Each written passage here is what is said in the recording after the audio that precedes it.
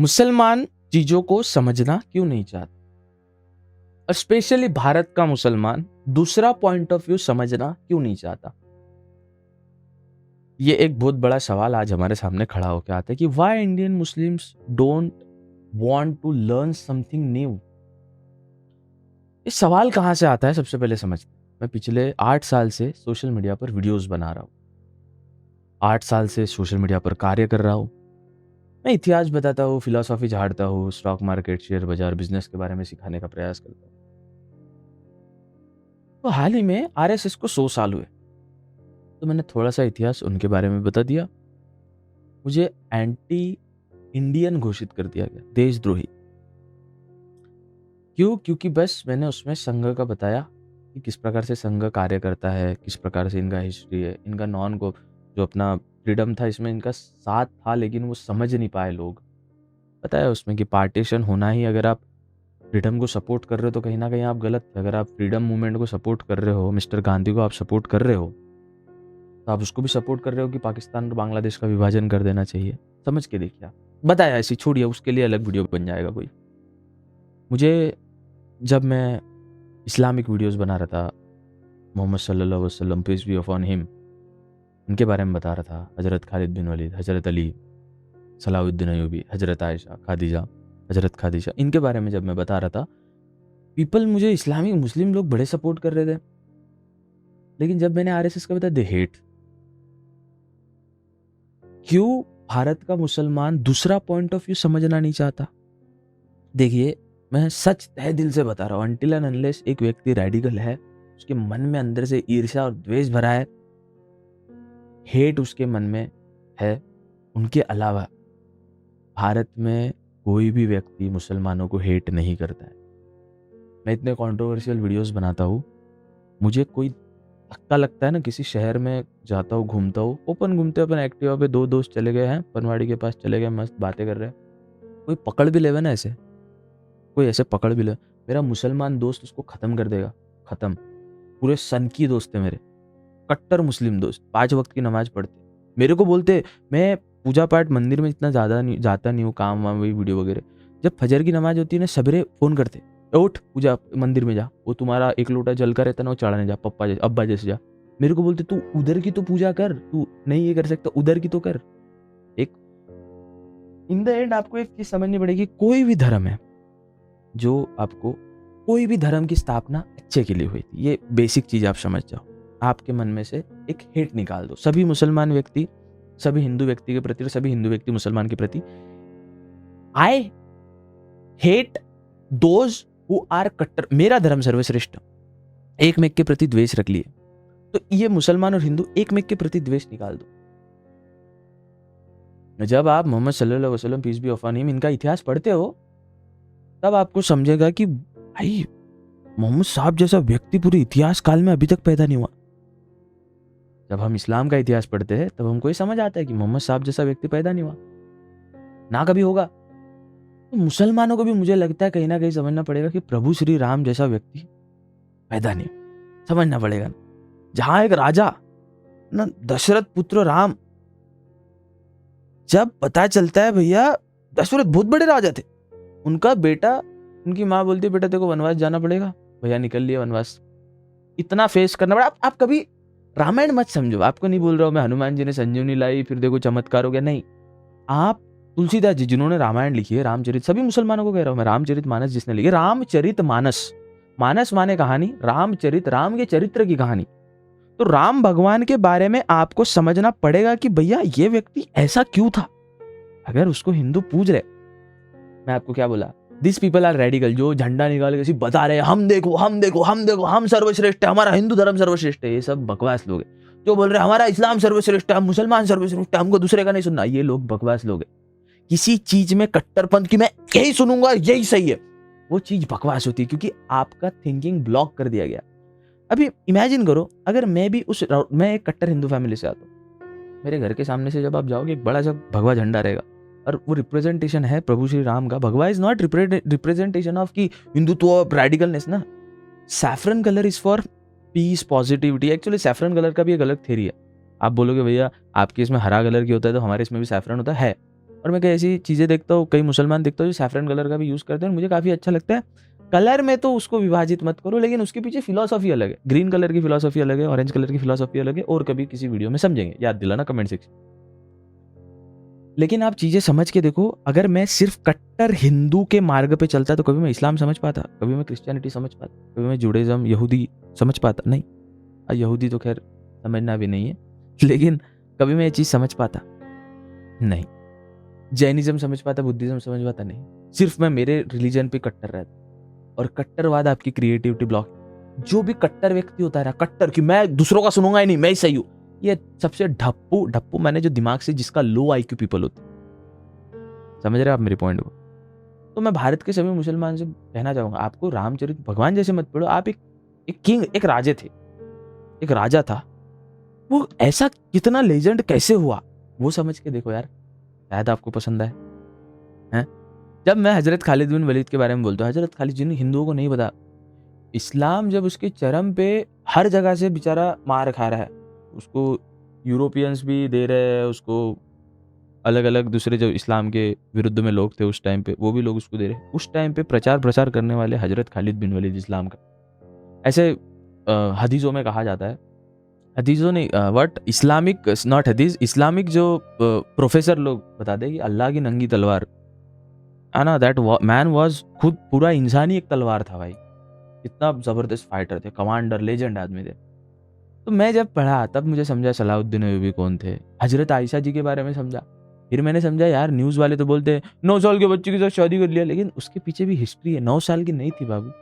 जब हजरत आयशा की शादी, एक तो एक होता है वो निकाह होता है, और एक वो कुछ तो होता है, ऐसे 2 सेरेमनी होती है। एक में बस एक होती है सगाई, थोड़ा भाईजान हम हिंदू है ना भाईजान, समझो थोड़ा। एक होती है सगाई, और एक होती है उसके बाद पूरी शादी, फेरे। तो 3 साल बाद हुए थे वो, मतलब जब निकाह हुआ था और फिर कुबूले ऐसा कुछ तो हुआ था, सगाई और फिर फेरे हुए थे।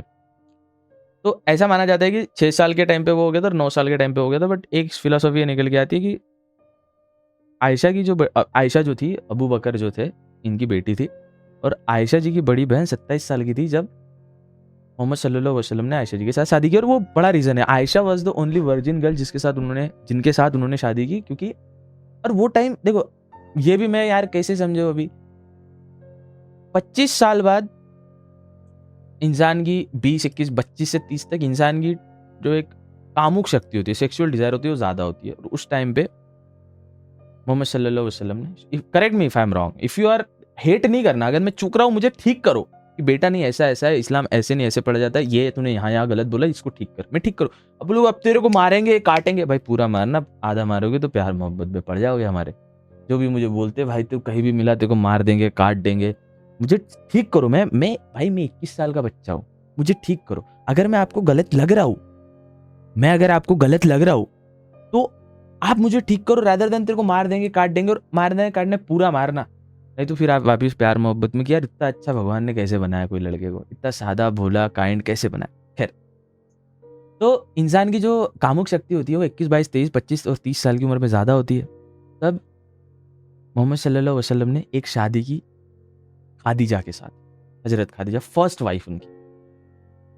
अब उनका भी अलग इतिहास है, और कभी अभी बहुत बड़ा वीडियो हो जाएगा फिर। और जब 50 साल के हुए थे, खादीजा की डेथ हो गई, हजरत खादीजा की डेथ हो गई, उसके बाद आयशा जी के साथ शादी की। अब उस टाइम पे सेक्सुअल डिजायर नहीं थे, उस टाइम पे उद्देश्य था। ये उद्देश्य हमें समझना पड़ेगा, ये हिंदू भाइयों को समझना पड़ेगा।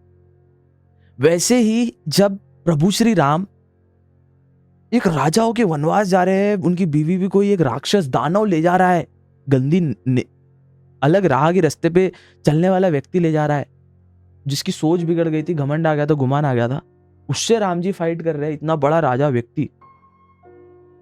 अच्छा, लोग बोलते हनुमान जी तो बंदर थे, ये थे। आप स्टोरी की तरह मत देखो रामायण को। सबसे पहले आप ये समझो, तुलसीदास जी जिसने वो रामायण लिखी है, वो बोलना क्या जा रहा है? एक बंदर जो मस्त मगन मौला है, शादी वादी हुई नहीं है भैया, राम राम करते, और राम यहाँ पे भगवान है, वो भी स्ट्रगल कर रहे हैं, राम राम जो जप करते हैं, और बस अपना जीवन समर्पित, बस हेल्प, बस बजरंगबली महाराज सिर्फ मदद करते हैं, उनसे खुद को कुछ नहीं चाहिए। ये वही ना, जब मुस्लिम लोग हिंदुइज्म समझेंगे, हिंदुइज्म में क्या आपको कुछ डीप नहीं समझना। आपको उपनिषद बोल नहीं रहा हूँ मैं, पढ़ने वेद बोल नहीं रहा हूँ, जब उस पर डिस्कस करेंगे तब अपन वो भी देख लेंगे। बेसिक प्रभु श्री राम समझ लो क्या है, हनुमान जी समझ लो क्या है, बाली समझ लो क्या है, विभीषण समझ लो क्या है। अरे स्टोरी समझो, कैरेक्टर समझो, आप समझो तो कितना डीप। यार अभी क्या मूवीज देखते हैं हम, एक एक वेब सीरीज में जितना कैरेक्टर बिल्ड नहीं होता, उस टाइम पे रामचरितमानस में तुलसीदास जी इतने भयंकर कैरेक्टर बिल्ड कर रहे हैं। ये भी तो सोचो आप, कुछ तो खास बात रहेगी ना। भगवत गीता में लोगों, एक्चुअली इसमें गलती मुस्लिम या हिंदू लोगों का भी नहीं है। हमारे जो गुरु महात्मा है, जो टीवी पे आते हैं प्रचार प्रसार, ये बस पैसे कमाने के लिए आ रहे हैं, डोनेशंस मांगने के लिए आ रहे हैं। ये एक कहानी को कहानी के स्वरूप में बता रहे, उसके पीछे की फिलॉसफी नहीं समझा रहे, तो त्रास वो हमारे लोगों को होगा ही, हमारे धर्म को होगा ही। इन्होंने रामायण कैसी बताई, एक स्टोरी के माध्यम से। इन्होंने महाभारत कैसी बताई कि हाँ कोई तो एक कृष्ण थे, उनका जन्म हुआ था, फिर उनके पापा उनको पानी से इधर लाए, फिर वो कंस मामा था, फिर महाभारत हुई, महाभारत में अर्जुन का रथ चला रहे थे, और फिर बस स्टोरीज। कृष्ण किसी ने समझा ही नहीं। कृष्ण ऐसी सिचुएशन में थे जहां पे कृष्ण जी खुद सब समझ पा रहे थे, लेकिन वो विधि के विधान को, क्योंकि जो होने वाला है उसको टाल नहीं सकते थे। यह हमारे मुस्लिम भाइयों को समझना पड़ेगा। आप सिर्फ एक पॉइंट ऑफ व्यू समझ के, एक पॉइंट ऑफ व्यू समझ के अपना जो क्रिएटिविटी वो ब्लॉक कर रहे हैं। अब आप बोलेंगे हमें पढ़ना ही नहीं है, तो फिर आप मेरे मेरे देखे मत, आपके लिए फिलोसॉफी जीवन शैली कुछ नहीं है। सेकेंड बात, conversion. Let me talk about this, फिर मिलते हैं अगले वीडियो में।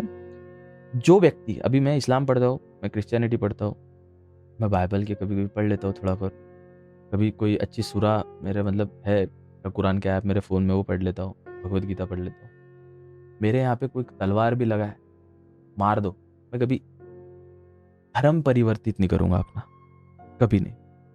क्योंकि धर्म परिवर्तन नीच लोगों की निशानी, धर्म परिवर्तन नीच लोगों की निशानी। मैं धर्म नहीं परिवर्तित करूंगा, इस्लाम पढ़ सकता हूँ। Yes, the person who believe in God is Muslim. The person who believe in God, जो ईश्वर परमात्मा खुदा अल्लाह भगवान पे विश्वास रखता है, वो एक मुसलमान है। ये बात आप ध्यान रख लो। The person who believe in eternal God, वो व्यक्ति मुस्लिम है। And the person who is born in this holy land of Hind, वो हिंदू है। हमारे हिंदुइज्म में मुसलमानों को ये चीज समझने का प्रयास करना पड़ेगा। हमारे हिंदुइज्म में आस्तिकता और नास्तिकता दो चीज आती है। आस्तिक माने बिलीवर, जो खुदा ईश्वर परमात्मा गॉड अल्लाह पर विश्वास रखता हो, और नास्तिक मतलब जो फालतू चीजों पे विश्वास ही नहीं रखता, वो फालतू समझता है इस समाज को, इस दुनिया को, इस भगवान वगैरह को, वो नास्तिक हो गया। मोनोइथिज्म, शिव ही सत्य है। मोनोथिज्म मतलब एक भगवान शिव, उसके अलावा कोई भगवान नहीं, वो भी हमारे इसमें है।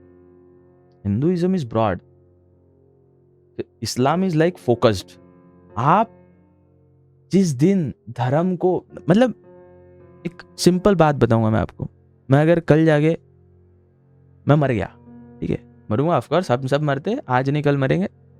जब मैं ऊपर जाऊंगा, वीडियो तो रहेगी प्लेटफॉर्म पे, यूट्यूब रहेगा, कहीं और ये वीडियो रहेगी, मैं भगवान को बोलूंगा गॉड, मैं अल्लाह से मिलूँ, मैं इससे भी जो भी ऊपर परमात्मा खुदा भगवान है उनसे मिलूँ। मैं बोलूँगा भगवान, मैं इन जो आपने लोग भेजे थे, मैंने प्रयास तो किया भैया इनको समझाने का कि सब एक है, ऊपर वाला एक है, समझो आप, ऊपर वाला एक है, समझो, मत लड़ो ये धर्म मजहब की, इसमें ऊपर वाला एक है, समझो। मैं बोलूँगा भगवान, मैं पूरा ट्राई किया अपना ये दुनिया, समाज, सोसाइटी को समझाने का, ये समझ नहीं पाई, मुझे माफ़ कर, मुझे नरक में डाल, स्वर्ग में डाल, जहीं भी डाल, लेकिन मैं पूरा इस समाज को, इस भारतवर्ष को, इस भारत भूमि को, इस हिंदुस्तान को, इस गजवाए हिंद को, या XYZ जो भी आप कहना चाहे, इस पावन धरती को, मैं लोगों के मन में मेरी भाषावली हिंदी से प्रयास किया लोगों को समझाना कि ऊपर वाला एक है, हम लड़ किस बात पे रहे हैं। जय हिंद, भारत माता की जय, खुदा हाफिज।